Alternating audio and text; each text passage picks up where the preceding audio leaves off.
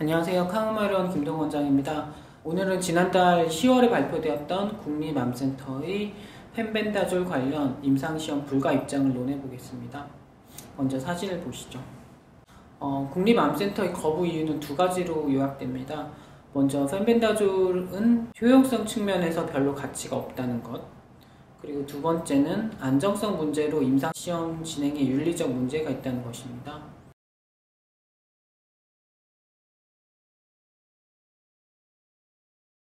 먼저 항암제에 대한 배경 설명을 해드리겠습니다. 1세대 항암제는 세포 독성 항암제라고 하는데 빠르게 분화하는 세포를 무차별적으로 죽이는 특성을 가지고 있습니다. 반면 3세대는 면역 항암제라고 하는데 약제가 직접 암을 공격해서 죽이는 게 아니라 인체의 면역 세포를 조종해서 암세포를 선택적으로 죽이도록 하는 특성을 가지고 있습니다. 2018년도 노벨 생리의학상은 미국의 MD 앤더슨 캔서 센터 제임스 앨리슨 교수와 일본 교토대 의대 혼조 다스쿠 명예교수에게 돌아갔습니다. 이 두 분이 개척한 분야가 바로 면역항암제, 즉 3세대 항암제입니다. 면역항암제가 얼마나 획기적인 업적이라는 걸 잘 알 수가 있습니다. 여기까지 보면 국립암센터의 논리가 잘 수긍이 됩니다. 하지만 짚고 넘어갈 점이 있습니다. 다국적 제약기업 멀크사 개발이 면역항암제이고 펜벤다졸 열풍이 진앙지였던 미국의 조 티펜스 씨도 임상시험 약제로 투여받았던 키트루다입니다. 3세대 항암제의 대표격인데 임상시험 성적을 보겠습니다. 1274명이 비소세포 폐암 환자분이 참여를 했습니다. 암 환자분만 1000명이 넘는 대단한 규모의 임상시험이었습니다. 키트루다를 사용한 군에서 완치율, Complete Response Rate는 종양표지자 수치 TPS에 크게 영향을 받지 않았고 각각 0.5%, 0.7% 정도였습니다. 아무리 3세대 최신의 항암제라 할지라도 말기 폐암에서 완치를 기대하기는 참 어렵다는 걸 알 수가 있습니다. 그럼 여기서 한번 눈을 돌려서 2세대 표적 항암제의 성적을 보겠습니다.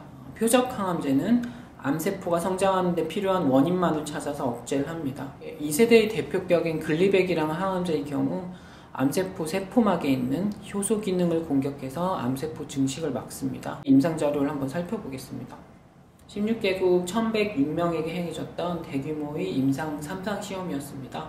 만성 골수성 백혈병에서 치료 효과를 가늠하는 중요한 지표인 혈액학적, 그리고 세포 면역학적 반응에서 완전 반응률이 각각 96.6%, 74.7%나 되었습니다. 정말 대단한 약제라고 할 수 있습니다. 하지만 이 글리백도 모든 암에 이렇게 효과가 있는 건 아니고 백혈병에 특수하게 효과가 있는 약입니다.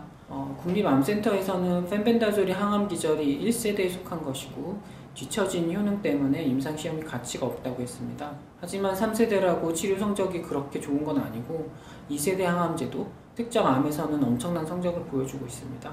다음은 미국 존스 홉킨스 대학에서 시행 중인 메벤다졸을 사용한 항암 치료 일상을 보겠습니다. 존스 홉킨스는 메이오 클리닉과 함께 미국 최고의 대학병원으로 평가받는 곳입니다. 뇌에 발생하는 악성 종양인 뇌 교종 환자에서 기존이 주류 치료였던 테모졸로마이드라는 약에 사람용 구충제인 메벤다졸을 심각한 부작용이 없는 최고 용량으로 써서 악성 뇌종양에 대한 치료 효과를 확인한다고 설명이 되어 있습니다. 메벤다졸은 펜벤다졸과 같은 벤지미다졸 계통의 구충제입니다. 그리고 또한 세부 설명에는 펜벤다졸이 항암 효과에 대한 언급도 나와 있습니다. 이렇게 1세대 항암제라도 다른 계열 항암제와 병암요법에서 예상치 못한 부가효과를 기대할 수 있다고 생각합니다. 그렇기 때문에 존스 홉킨스 센터에서도 임상을 시험을 하고 있는 거죠. 국립암센터 의견은 펜벤다졸이 너무 오래된 기존의 항암제이고 임상시험이 가치가 없다는데 그게 꼭 맞진 않다고 생각합니다. 기존의 항암제에 복합해서 써서 효능을 연구하는 것은 충분히 가능하고 외국의 저명한 의료기관에서도 이렇게 비슷한 컨셉의 연구가 진행되고 있는 걸 알 수가 있습니다.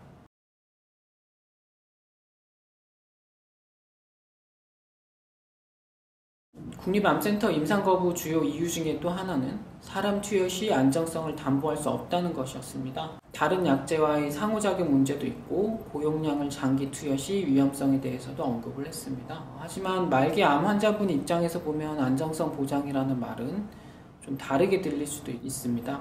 이 상태에서는 내 간 기능이 어떻게 좀 나빠질까에 대한 염려보다는 암을 더 치료할 수 있는 대안적인 방법에 더 마음이 가게 돼 있습니다. 초반에 언급드렸던 노벨 생리의학상을 수상했던 3세대 면역 항암제에 대한 임상시험 사례를 한번 살펴보겠습니다. 임상 참가자는 수술이 불가능한 3기 혹은 4기 약성 흑색종 환자이고 12주나 그 이상의 기대 여명을 가지고 있는 환자분들이었습니다.